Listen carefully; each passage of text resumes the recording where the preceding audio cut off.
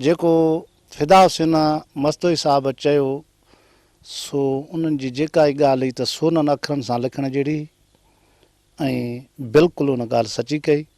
उन ॻाल्हि ते असां मुतमइन आहियूं।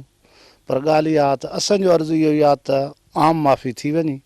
हाणे जे मां हिकु या ॿ माण्हू को पेश पवनि त एॾी ॻाल्हि न आहे, पर जे मुल्क ताईं असुलु हुकूमत खे ख़तमु करिणो आहे त धाड़ेली कल्चर अमुन थी वञे, ख़तमु थी वञे त आम माफ़ी मिली वञे।